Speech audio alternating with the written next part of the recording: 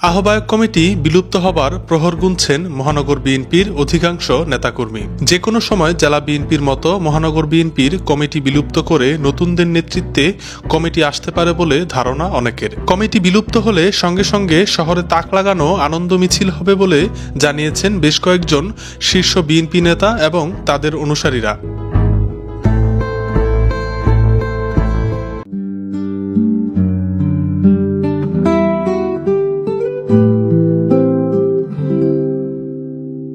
জানা গেছে, আহ্বায়ক সাখাওয়াত হোসেন খান এবং সদস্য সচিব আবু আল ইউসুফ খান টিপুর নেতৃত্বে দীর্ঘদিন ধরে চলছে নারায়ণগঞ্জ মহানগর বিএনপি। 2022 সালে এই কমিটি ঘোষণা করা হয়, কিন্তু এরপর সম্মেলনের মাধ্যমে নেতাকর্মীদের পছন্দ অনুযায়ী নতুনদের নেতৃত্বে কমিটি গঠন করার কথা থাকলেও তা হয়নি। তাই এখনো বিতর্কিত সাখাওয়াত এবং টিপুর হাত ধরেই চলছে নারায়ণগঞ্জ মহানগর বিএনপি। এদিকে নেতাকর্মীদের একটি বড় অংশ বর্তমানে আর এই কমিটি সহ্য করতে পারছে না। এ নিয়ে কেন্দ্রীয় নেতাদের প্রতি তাদের রাগ থাকলেও অনেকে তা প্রকাশ না করে ধৈর্য ধারণ করে আছেন। কেউ কেউ কৌশলে সবকিছু দলের শীর্ষ নেতাদের কানেও দিয়েছেন। মহানগর বিএনপির সাবেক 2 শীর্ষ নেতার দাবি, শীঘ্রই বর্তমান কমিটি বিলুপ্ত হয়ে যাবে।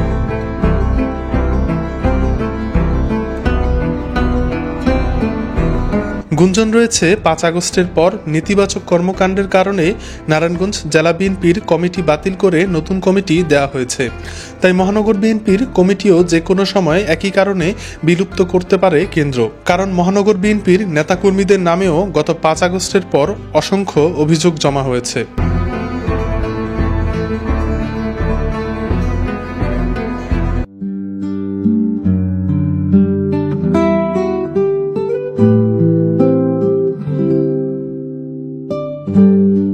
মহানগর বিএনপির নেতাকর্মীরা বলছেন, বর্তমান কমিটি বিলুপ্ত হলে সবার মাঝে আনন্দের বন্যা বইবে।